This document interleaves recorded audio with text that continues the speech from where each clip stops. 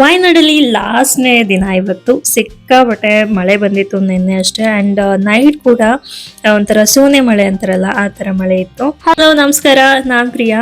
And ವಾಯನಾಡಲ್ಲಿ ಇವತ್ತು 3ನೇ ದಿನ.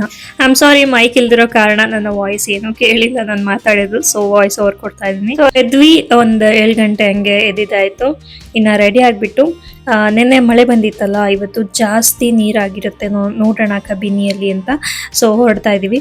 ಬೆಳಗ್ಗೆನೆ ಕೆಟಲ್ ಇರುತ್ತಲ್ಲ, ಅದರಲ್ಲಿ ಬಿಸಿನೀರು ಕಾಯಿಸ್ಕೊಂಡು ಒಂದು ಲೋಟ ಕುಡಿತಿದ್ದಾಯ್ತು. ಅಂಡ್ ನೆನ್ನೆ ಸ್ಪಾ ಮಾಡಿರೋದ್ರಿಂದ ಸ್ವಲ್ಪ ಥಂಡಿ ವಾಟರು ಅಥವಾ ಕೋಲ್ಡ್ ಫುಡ್ ಈ ಥರದನ್ನ ಅವಾಯ್ಡ್ ಮಾಡ್ತಾ ಇದ್ದೀನಿ. ಸ್ಪಾ ಎಲ್ಲ ಮಾಡಿಸಿದಾಗ ಸಾಕಷ್ಟು ರೆಸ್ಟ್ ಮಾಡಬೇಕಾಗುತ್ತೆ ಆ್ಯಂಡ್ ಸಾಕಷ್ಟು ಕ್ವಾಲಿಟಿ ಫುಡ್ನ ತಗೋಬೇಕಾಗುತ್ತೆ ಆ್ಯಂಡ್ ಬಿಸಿ ಫುಡ್ನ ತಗೊಳ್ಬೇಕಾಗುತ್ತೆ. ನಾವು ನದಿ ಕಡೆ ಹೊರಟ್ವಿ. ಹಾಗೇನೆ ದೂರದಿಂದನೇ ಗೊತ್ತಾಗ್ತಾ ಇತ್ತು ಅದ್ರ ರಭಸ ಇರುತ್ತಲ್ಲ ನದಿದು ಜಾಸ್ತಿ ಆಗಿತ್ತು. ಸೊ ನಾವು ಇನ್ನೊಂದು ಕಡೆ ಹೋಗೋಣ ಅಂತ ಹೇಳಿ ಇಲ್ಲಿ ಆಯುರ್ವೇದಿಕ್ ಹಾಸ್ಪಿಟಲ್ ಇದೆ ಇಲ್ಲಿ. ಸೊ ಅದನ್ನ ನೋಡಿಕೊಂಡು ಎಕ್ಸ್ಪ್ಲೋರ್ ಮಾಡಿಕೊಂಡು ಹೋಗ್ತಾ ಇದ್ವಿ. ಇಲ್ಲಿ ಸಾಕಷ್ಟು ಆಯುರ್ವೇದಿಕ್ ಟ್ರೀಟ್ಮೆಂಟ್ಸು ಕೂಡ ನಡೆಯುತ್ತೆ. ಪಂಚಕರ್ಮ 7 days, 21 days, 14 days ಈ ಥರ ಪ್ಯಾಕೇಜಸ್ದು. And many people are there. ತುಂಬ ಜನ ಫಾರಿನರ್ಸ್ ಇದ್ರು. ಮತ್ತೆ ಇಲ್ಲಿ ಗೋ ಆಶ್ರಮ ಕೂಡ ಇದೆ. ಸಾಕಷ್ಟು ಹಸುಗಳು ಕೂಡ ನೋಡಿದ್ವಿ. ನಾವು ಕೂಡ ತುಂಬ ದಿನದಿಂದ ಈ ಪಂಚಕರ್ಮ ಮಾಡಿಸ್ಬೇಕು ಅಂತ ಅನ್ಕೊಂಡಿದ್ವಿ, ಬಟ್ ಆಗ್ತಾ ಇಲ್ಲ. ಬಿಕಾಸ್ ಅದಕ್ಕೊಂದು ಡ್ಯೂರೇಷನ್ ಇರುತ್ತೆ, ಟೈಮ್ ಇಂಟರ್ವಲ್, ಅಷ್ಟು ಟೈಮ್ ಕೊಡಲೇಬೇಕಾಗುತ್ತೆ. ಇವೊಂದು 7 days 14 days ಇದ್ರೂ 21 days ಮಿನಿಮಮ್ ಕೊಡಲೇಬೇಕು ಅಂತಾರೆ. ಇಲ್ಲೊಬ್ರು ಆಯುರ್ವೇದಿಕ್ ಡಾಕ್ಟರ್ ಇದ್ರು, ಅವ್ರನ್ನ ಮಾತಾಡ್ಸಿದ್ವಿ. ಅವ್ರು ಹೇಳಿದ್ದು ಅಷ್ಟೇ, 21 days ಇಸ್ ಅ ಬೇರ್ ಮಿನಿಮಮ್. ಅಷ್ಟು ಟೈಮ್ ಅದಕ್ಕೆ ಕೊಟ್ಟರೆ ಮಾತ್ರ ನಮಗೆ ಕಂಪ್ಲೀಟ್ ಬಾಡಿ ಡಿಟಾಕ್ಸ್ ಆಗೋದು ಅಂತ ಹೇಳ್ತಾರೆ. So after this we went to Kabini river. ಇಲ್ಲೇನಿತ್ತು, ಈ ಕಟ್ಟೆ ಕಾಣಿಸ್ತಿದೆಯಲ್ಲ, ನಿನ್ನೆ ಈ ಕಟ್ಟೆ ಮೇಲೆ ನೀರೇ ಇರಲಿಲ್ಲ. ಆ್ಯಕ್ಚುಲಿ ಇವತ್ತು ನಿನ್ನೆ ನೈಟ್ ಮಳೆ ಬಂದಿರೋದ್ರಿಂದ ಈ ಕಟ್ಟೆ ಮೇಲೆ ನೀರು ಬರ್ತಾ ಇದೆ. ಸದ್ಯಕ್ಕೆ ಈ ಕಟ್ಟೆ ಜಾರ್ಕೆ ಇರಲಿಲ್ಲ, ಪಾಚಿ ಇರಲಿಲ್ಲ ಅಂತ ಹೇಳಿ ಹೋದೆ. ನಾವು ಒಂದು ವಾರ 15 days ಈ ಥರ ಹರಿದ್ರೆ ಇಲ್ಲೂ ಹೋಗೋಕ್ಕಾಗಲ್ಲ, ಜಾರ್ಕೆ ಆಗಿಬಿಡುತ್ತೆ. ನಮ್ಮಷ್ಟೇ ಖುಷಿಯಾಗಿ ಅಮ್ಮನೂ ಕೂಡ ಖುಷಿಯಾಗಿ ನೀರೊಳಗೆ ಓಡಾಡ್ತಾ ಇದ್ರು. ಇವತ್ತಂತೂ ಆಲ್ಮೋಸ್ಟ್ 8 ಗಂಟೆ 8:30 ಆದರೂ ಸೂರ್ಯ ಉದಯ ಆಗಿಲ್ಲ. ಫುಲ್ ಮೋಡ ಥರನೇ ಇತ್ತು. ಇಲ್ಲಿ ಕಾಣಿಸ್ತದೆಯಲ್ಲ, ಈ ಸೈಡ್ ಎಲ್ಲ ಕಂಪ್ಲೀಟ್ ಕಾಡು ಪ್ರದೇಶ, ಆ ಕಡೆ ಫಾರೆಸ್ಟ್ ಏರಿಯಾ. ಸೊ ಈ ಕಡೆ ಸೈಡ್ ಬಂದ್ಬಿಟ್ಟು ತುಂಬಾ ಹೊಲ ಗದ್ದೆಗಳಿದೆ. ಅಲ್ಲಿ ಕಾಮನ್ ಪೀಪಲ್ ಕೂಡ ನೋಡಿದ್ವಿ, ಹಸುಗಳು ಏನೇನೋ ಬೆಳ್ಕೊಂಡಿದ್ದಾರೆ ಅಲ್ಲಿ. ಅವರೆಲ್ಲ ಅಷ್ಟು ಆರಾಮಾಗಿರೋದು ನೋಡಿ ಮೇ ಬಿ ಈ ಟೈಮಲ್ಲಿ ಪ್ರಾಣಿಗಳ ಕಾಟ ಇಲ್ವೇನೋ ಅಂತ ಅನ್ಕೊಂಡ್ವಿ. ಬಟ್ ರಿಯಲ್ ಟ್ರೂತ್ ಗೊತ್ತಿಲ್ಲ ಇದು ಹೇಗಿರುತ್ತೆ ಅಂತ. ತುಂಬಾ ಹೇಳಲ್ಲ, just enjoy the scene.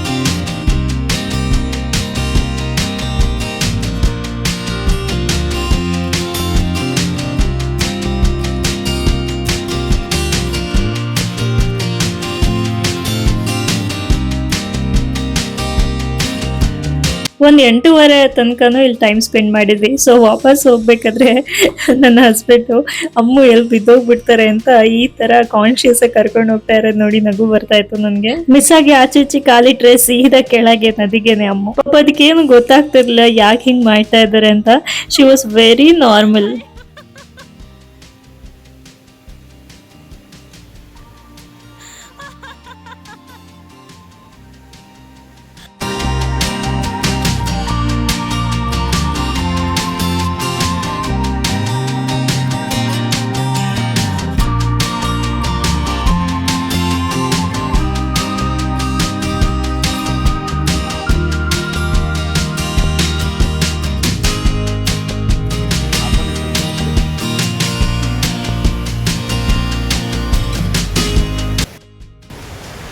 ಇಲ್ಲೊಂದಿಷ್ಟು own ಹೌಸ್ಗಳು, ಎಂಥ ಏರಿಯಾದಲ್ಲಿ ಮನೆಗಳು, ನೋಡೋಕ್ಕಷ್ಟೇ ಚಂದ, ಬದುಕಕ್ಕೆ ಭಾರಿ ಕಷ್ಟ.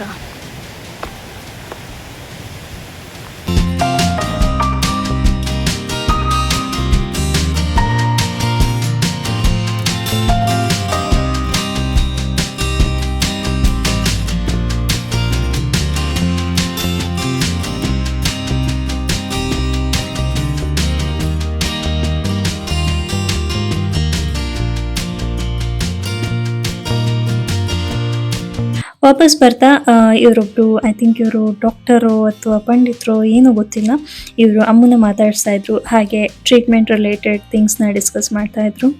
ಆ್ಯಂಡ್ ಇದೇ ಅಲ್ಲಿ ರಿಸೆಪ್ಷನ್ ಅಂತ ಇವ್ರದ್ದು. ಸೊ ಅಲ್ಲಿ ಕಾರ್ಡ್ ಇಸ್ಕೊಂಡೋಗಿ ಯಾವಾಗ ಬೇಕಾವಾಗ ಫೋನ್ ಮಾಡಿ ಬುಕ್ ಮಾಡ್ಕೊಳ್ಳಿ ಅಂತ ಹೇಳ್ತಾ ಇದ್ರು. ಸೊ ಒಳಗೆ ಹೋಗ್ಬಿಟ್ಟು ಕಾರ್ಡ್ ಕೂಡ ಇಸ್ಕೊಂಬಂದೆ.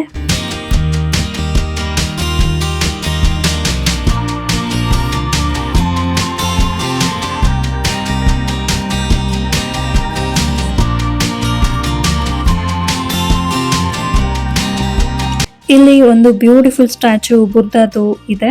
ಆ್ಯಂಡ್ ಚಿಕ್ಕ ಚಿಕ್ಕ ಮಿನಿ ಟೆಂಪಲ್ಸ್ ಥರ ಇದೆ. ಇಲ್ಲಿ ಆಲ್ರೆಡಿ 7 ಗಂಟೆಗೆಲ್ಲ ಇಲ್ಲಿ ಪೂಜೆ ಎಲ್ಲ ಮುಗ್ದೋಗ್ಬಿಟ್ಟಿತ್ತು. ಹಾಗೆ ದೀಪ ಕೂಡ ಹಚ್ಚಿದ್ರು. ನೋಡ್ತಿರ್ಬೋದು, ಬ್ಯೂಟಿಫುಲ್ ಪ್ಲೇಸ್ ಇದು. ಪಕ್ಕನೇ ನದಿ. ಇಲ್ಲಿ ಕಂಪ್ಲೀಟ್ ಫಾರೆಸ್ಟ್ ಒಳಗೆ ಒಂದು ಪುಟಾಣಿ ಗುಡಿ. ಆ್ಯಂಡ್ ಒಂದು ಫೀಲೇ ಸಕ್ಕತ್ತಾಗಿತ್ತು. ಜಸ್ಟ್ ಒಂದು ನೇಚರ್ ಟಚ್ ಥರನೇ ಇತ್ತು. ಏನು ಆ್ಯಕ್ಚುಲಿ ಇದು ನೇಚರ್ ಥೆರಪಿನೇ.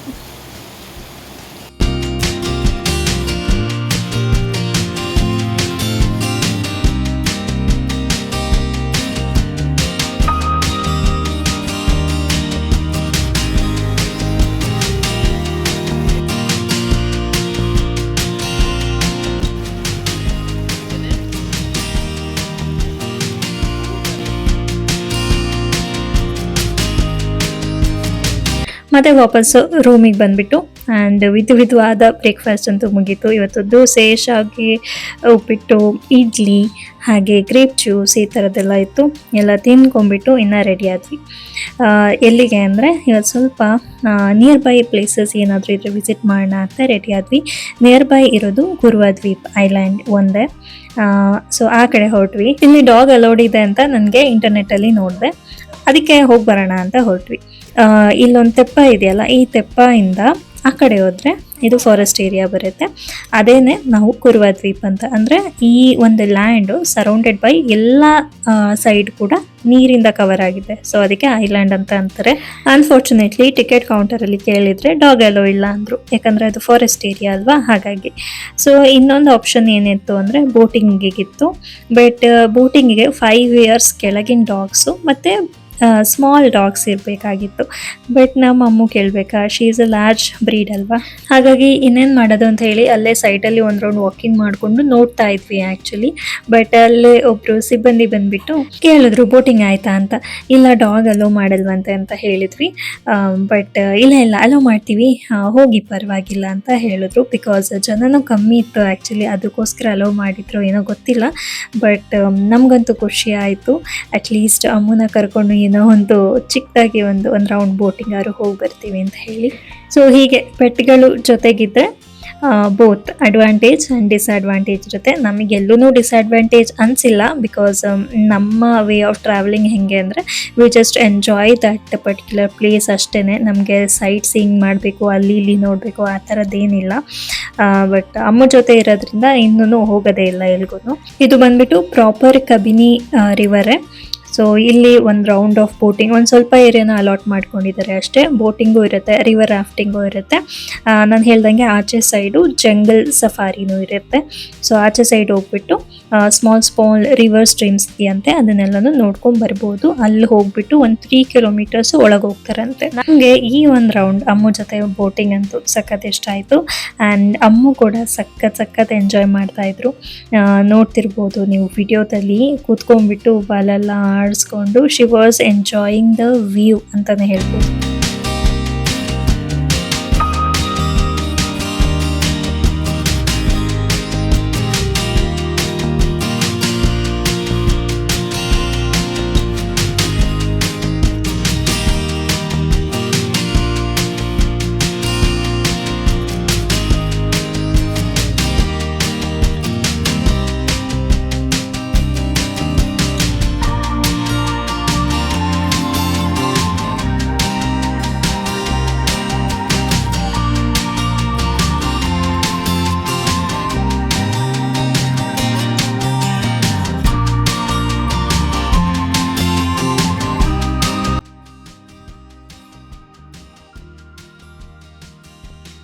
ಬೋಟ್ ರೈಡ್ ಆಯಿತು. ಹಿಂಗೆ ಥ್ಯಾಂಕ್ಸ್ ಹೇಳು ನನಗೆ. ಪಾಪ ನಾವು ಸುಮ್ಮನೆ ನಿಂತಿದ್ದು ಅಲ್ಲಿ. ನಾನು ಏನು ಮಾಡಿದೆ ಇವತ್ತು ನಿಂತಿದ್ನಾ, ಅವ್ರು ಬಂದ್ರ ಹೋಗಿ ಅಂತ ಅಂದರು. ಪೆಟ್ಸ್ ಡಾಗ್ ನಾಟ್ ಅಲೋಡ್ ಅಂದೆ. ಅದಕ್ಕೆ ನಾನು ಹೇಳ್ತಿದ್ದು ಹೋಗಿ ಅಂತ ಅಂದರು. ಅವಾಗೇ ನೀನು ಅಂದರು. ಹಾಂ ಥ್ಯಾಂಕ್ ಯು ಸರ್ ಹಂಗಂದರು. ಹಿಂಗೋ ಮಾಡಿ ಅಮ್ಮನ ಬೋಟ್ ರೈಡ್ ಕೂಡ ಮಾಡಿಸಿದ್ದಾಯಿತು. ಇನ್ನು ಆನ್ ದ ವೇ ಬರಬೇಕಾದ್ರೆ ಅಲ್ಲೊಂದು ಮಸಾಲಾ ಚಾಯ್ ಅಂತ ಇತ್ತು, ಅಲ್ಲಿ ನಿಲ್ಲಿಸ್ಕೊಂಡು ಟೀ ಕುಡಿತಾ ಇದ್ವಿ. ಸೇಮ್ ಅಂಗಡಿಯಲ್ಲೇ ಮೇ ಬಿ ಇದೆಲ್ಲ ಹೋಮ್ ಮೇಡ್ ಚಾಕ್ಲೇಟ್ಸ್ ಅನಿಸುತ್ತೆ ಇದು. ಮತ್ತು ಈ ಥರ ತೆಂಗಿನ ಚಿಪ್ಪಲ್ಲಿ ಮಾಡ್ತಾರಲ್ಲ, ಈ ಥರದ್ದು ಒಂದಿಷ್ಟು ಅಡುಗೆ ಎಕ್ವಿಪ್ಮೆಂಟ್ಸು, ಮತ್ತು hair oil, herbal hair oil, tea powder, coffee powder ಇದೆಲ್ಲದು ಇತ್ತು. ಅಮ್ಮನ ಕಾರಲ್ಲೇ ಕೂರ್ಸಿ ಬಂದಿದ್ವಲ್ಲ, ಹಾಗಾಗಿ ಅಲ್ಲೇ ಅಳ್ತಾ ಇದ್ರು ಅವರು. ಸೊ ನಾವು ಮಸಾಲ ಟೀ ಕುಡ್ಕೊಂಡು ಇನ್ನು ಮುಂದೆ ಹೋದ್ವಿ. ಮುಂದೆ ನಮಗೆ ಕಾಣಿಸಿದ್ದು ಟ್ರೈಬಲ್ ಮ್ಯೂಸಿಯಂ ಅಂತ.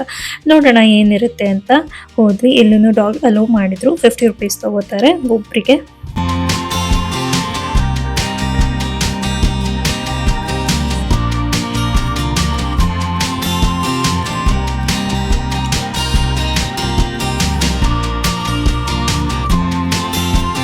ಹಿಂದೆ ವಾಯನಾಡಲ್ಲಿ ಟ್ರೈಬಲ್ ಪೀಪಲ್ ಹೇಗಿದ್ದರು, ಅವ್ರ ಕಲ್ಚರ್ ಏನು, ಹಾಗೆ ಅವ್ರದ್ದು ರುಟೀನ್ ಹೇಗಿತ್ತು, ಅವ್ರದ್ದು ಎಕ್ವಿಪ್ಮೆಂಟ್ಸ್ ಆಗಲಿ, ಅವ್ರು ಏನೇನು ಯೂಸ್ ಮಾಡ್ತಾಯಿದ್ರು ಅಂತ ಕೆಲವೊಂದಿಷ್ಟು ಎಕ್ವಿಪ್ಮೆಂಟ್ಸ್ ಕೂಡ ಇಟ್ಟಿದ್ದಾರೆ. ಆ್ಯಂಡ್ ಕೆಲವೊಂದಿಷ್ಟು ಪೇಂಟಿಂಗಲ್ಲೂ ಕೂಡ ತೋರಿಸಿದ್ದಾರೆ.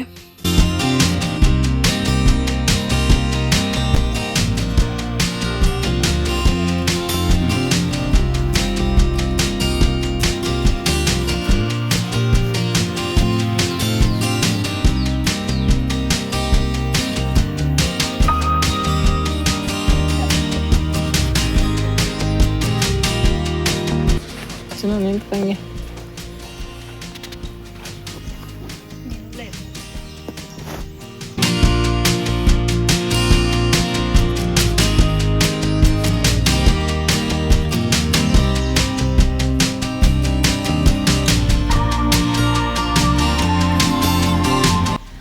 The chemistry of nature. Okay, ಅರ್ಥ ಆಮೇಲೆ ನೋಡ್ಕೊಳ್ಳೋಣ ಅದೇನಂತ.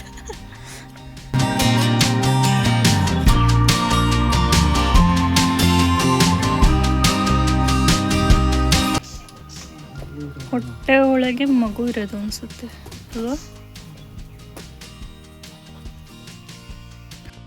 Silence of spiritual zone. ಸತ್ಕಮಯ. ಓಕೆ,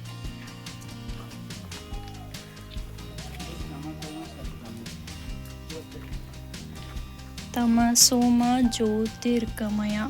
ಯಾರು?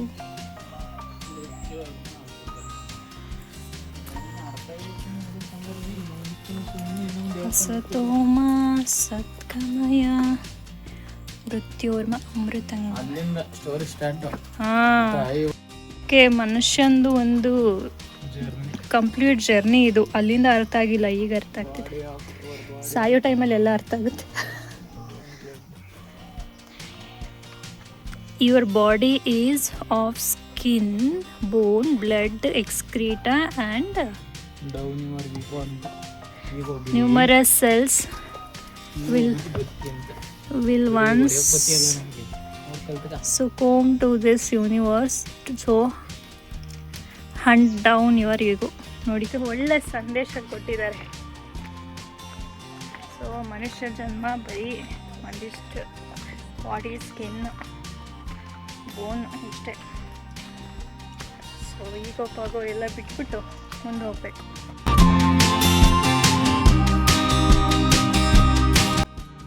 ಓಕೆ, ಇದೇನು ಗೊತ್ತಾ? Nature is mother. Yes, mother is nature. Okay, ಇಲ್ಲೊಂದು ಆಮೆ, ಕಲ್ಲಾಮೆ.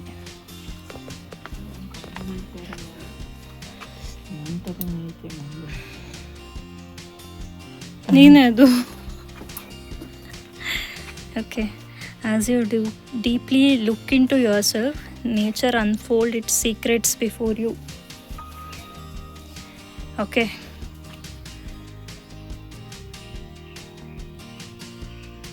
ಚೆನ್ನಾಗಿದೆ ಕೋಟೆ.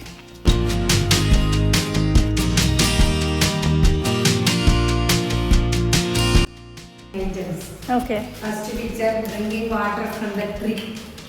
Trunks, one trunk up to 1 liter water, Marudhi tree. Okay.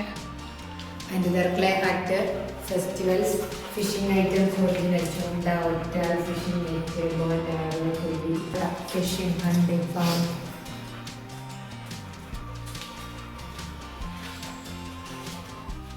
One, the musical instrument. Okay. ಇದೆಲ್ಲ ಓಲೆಗಳಂತೆ.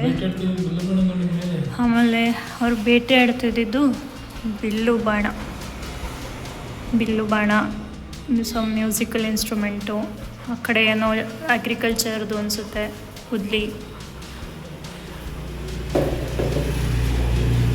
ಇದು ಅಲ್ವಾ ಅದು ತಂಬೂರಿ?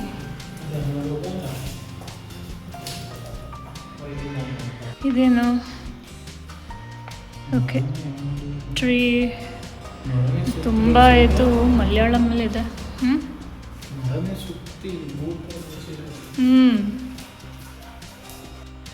ಓಕೆ, ಇಲ್ಲೇನೋ ಒಂದಿಷ್ಟು ಕೆಲವು ಎಕ್ವಿಪ್ಮೆಂಟ್ಸು. ಆ ಕಡೆ ಮರಗಳು, ಕುಕ್ಕೆ ಮರ.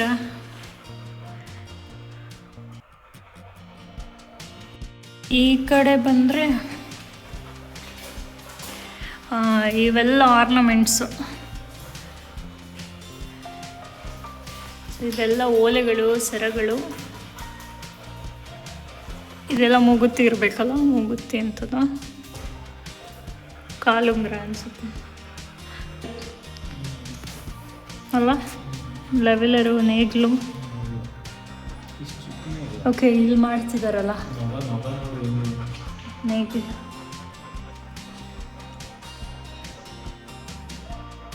ಸ್ಕಲ್ಪ್ಚರ್ ನೆಕ್ಲೆಸ್, ನಾರಾಯಣ ಗುರುಕುಲ ಮತ್ತು ಯತಿಗಳು. ಇಲ್ಲಿ ಬಂದ್ಬಿಟ್ಟು ಮಧ್ಯದಲ್ಲಿ ಏನೋ ಮಾಡಿದ್ದಾರೆ.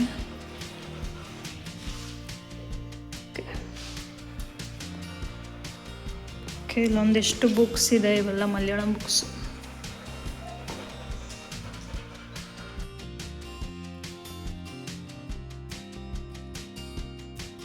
ನಾವಿವಾಗ ನೋಡಿದ್ದು ಗ್ರೌಂಡ್ ಫ್ಲೋರಲ್ಲಿ. ಸೊ ಫಸ್ಟ್ ಫ್ಲೋರಲ್ಲಿ ಏನೋ ಪೇಂಟಿಂಗ್ಸ್ ಇದೆ, ಹೋಗಿ ಬನ್ನಿ ಅಂತ ಕಳಿಸಿದ್ರು. ಬ್ಯೂಟಿಫುಲ್ ಪೇಂಟಿಂಗ್ಸ್, ಒಂದಕ್ಕಿಂತ ಒಂದು ಸಖತ್ತಾಗಿತ್ತು. ಬಟ್ ಏನೂ ಅರ್ಥ ಆಗ್ತಿರ್ಲಿಲ್ಲ. ಮೇ ಬಿ ಅವ್ರದ್ದು ಆಗಿಂದು ಒಂದು ಟ್ರೆಡಿಷನ್ ಕಲ್ಚರ್ ರೆಪ್ರೆಸೆಂಟ್ ಮಾಡ್ತಿತ್ತು ಅನಿಸುತ್ತೆ ಇದು.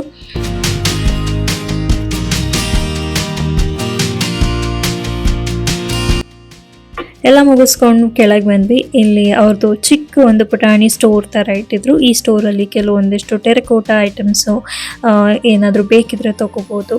ಹಾಗೆ ಇಲ್ಲಿ ಹಕ್ಕಿಗೂಡಿಂದು ಟೀ ಪೌಡರು, ಕಾಫಿ ಪೌಡರು ಮತ್ತು ಹೇರ್ ಆಯಿಲ್ಸು, ಇದೆಲ್ಲ ಕಾಮನ್ ಇಲ್ಲಿ ಟೂರಿಸ್ಟ್ ಪ್ಲೇಸ್ ಎಲ್ಲ. ಸೊ ಹಾಗಾಗಿ ಇಟ್ಟಿರ್ತಾರೆ, ಬಟ್ ತುಂಬಾ ಕಾಸ್ಟ್ಲಿ ಇರುತ್ತೆ. ಹಾಗಾಗಿ ಇಲ್ಲಿ ನಾನೊಂದು ಟೀ ಪೌಡರ್ ನೋಡಿದೆ, ಇದನ್ನು ತೊಗೊಳ್ಳೋಣ ಅಂತ ತೊಗೊಂಬಂದೆ. ಏನಾದರೂ ಒಂಚೂರು ಸಣ್ಣ ಪುಟ್ಟದ್ದು ವ್ಯಾಪಾರ ಮಾಡೋಣ ಅಂತ ಹೇಳಿ. ಹಾಗೆ ಮುಂದೆ ಬಂದರೆ ಇಲ್ಲೊಂದು ನರ್ಸರಿ ಕಾಣಿಸ್ತು. ಇದೊಂದು ಬ್ಯೂಟಿಫುಲ್ ಫ್ಲವರ್ದು ಪ್ಲಾಂಟ್ ಕಾಣಿಸ್ತು. ಇದು ನಾವು ನೋಡಿರಲಿಲ್ಲ ಎಲ್ಲೂ, ಹಾಗಾಗಿ ತೊಗೊಳ್ಳೋಣ ಅಂತ ಒಳಗೋದ್ವಿ. ಹಾಗೆ ಒಳಗಡೆ ಬಂದುಬಿಟ್ಟು ಸಾಕಷ್ಟು ಐಟಮ್ ಇತ್ತು. ಈ ಪಲಾವ್ ಮಸಾಲೆಗಳು ಎಂತಾರಲ್ಲ, ಅದೆಲ್ಲ ಸ್ಪೈಸಸ್ ಎಲ್ಲ ಇತ್ತು. ಕೆಲವೊಂದಿಷ್ಟು ತೊಗೊಂಡು ವಾಪಸ್ಸಾದ್ವಿ. ಇಷ್ಟಪ್ಪ ಕಂಬಳಿ ಹುಳ ನಾನು ನೋಡೇ ಇಲ್ಲ.